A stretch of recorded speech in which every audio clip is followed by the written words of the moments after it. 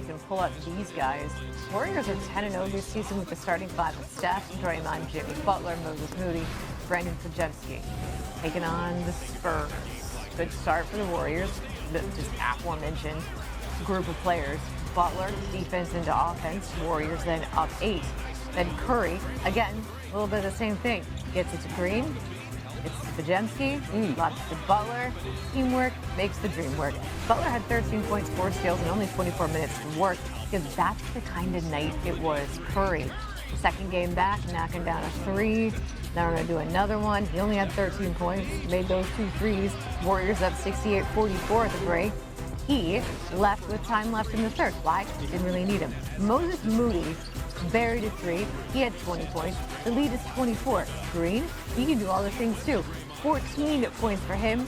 You want to carry the ones there too. It's a 30-point lead. And then Podziemski, 27 points, career high 7 threes. Warriors win this one. They're now 11-0 with that starting group. 148-106. 11-0 with Curry along with Butler, Moody, Podziemski, Draymond. They win those games by over 17 points as well. And as you might expect, that is the best lineup in the NBA this season. Over twice as many wins without a loss than any other lineup.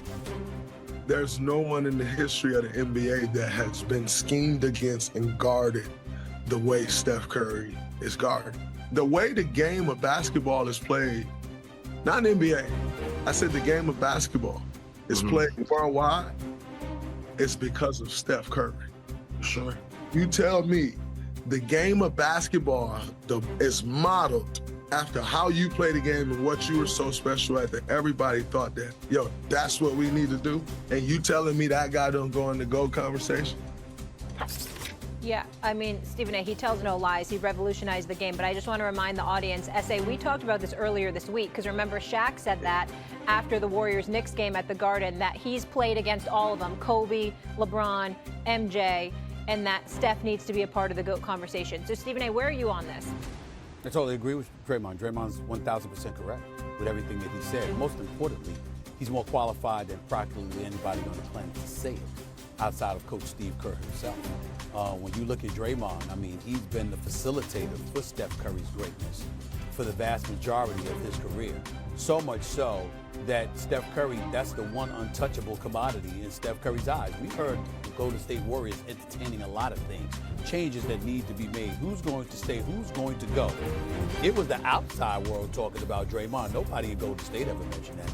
You know why? Because that was unthinkable when it came to Steph Curry. Steph Curry knows what Draymond Green means to him and vice versa. And so when Draymond speaks about Steph Curry, we have to listen. When J.R. Smith talks about Matthew Dellavedova needing to go to a hospital to get oxygen because of chasing Steph Curry around, we got to listen to that. When you see that you're guarding him by committee because everybody has their head on a swivel collectively because he's such an extraordinary marksman, that you literally have to know where he is at all times. And you not only have to know where he is, Steph Curry is a person that we talk about and we throw out this cliche, pick him up at half court.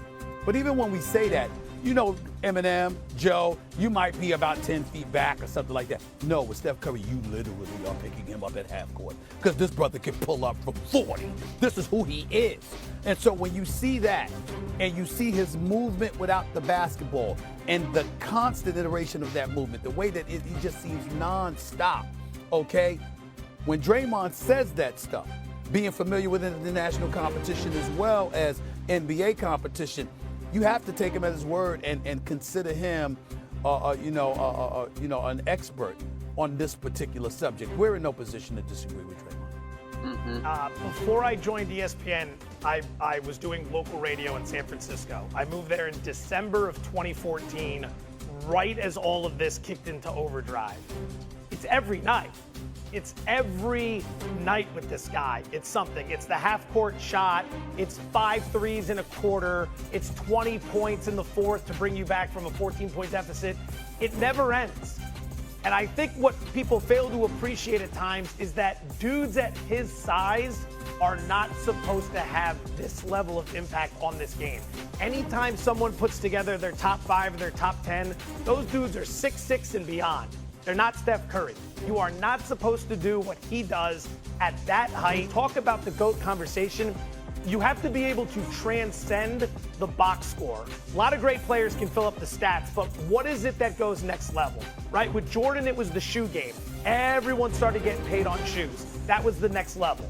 All right, with LeBron, it was the player freedom, the movement, the mobility, the taking control of your career and going to play where you wanted with who you wanted to play with. With Steph, it was literally the changing of how the game was played, to Draymond's point. The prolific rise of the three-pointer. Look at how many three-pointers were being attempted pre-Steph Curry Golden State rise versus now. And there are people that will argue it has hurt the game to some extent. That's the other teams that have hurt it, not Steph. His place in history is cemented. He absolutely belongs in the GOAT conversation. Whether you give it to him or not, it's a different conversation. But when you're talking Rushmore, he's there. Yeah, I mean, I agree with everything that you guys have said. I think sometimes we got to take a deep breath, take a little bit of a step back to be reminded of Steph Curry's story through the league. The slow starts due to the ankle injury, the endurance, the coaching changes that we mentioned in the earlier segment in the first take. But I also think what is really cool about this, because we could marvel about the basketball of it all.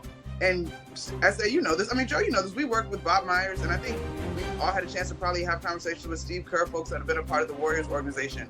What I also very much appreciate about this is that folks will tell you that he's as good of a guy, if not better, a guy than he is person. And I think that is so special in terms of the loyalty that he will have the opportunity to demonstrate to that organization, and his place as far as the basketball of it all. But he has also been so deliberate in where he wants to lend his voice, lend his energy, and his monetary support in terms of leaving a very, very powerful legacy that has just been powered by basketball, but is not limited to it. One other thing? Yeah. No drama. Literally no drama. Yeah. You never hear him complaining. You never at any turn see anything other than a leader. And that's not to cast shade on anybody else in the association. It's just all of us in the world we live in, with the way we complain about everything, hand up, I'm at the front of that line.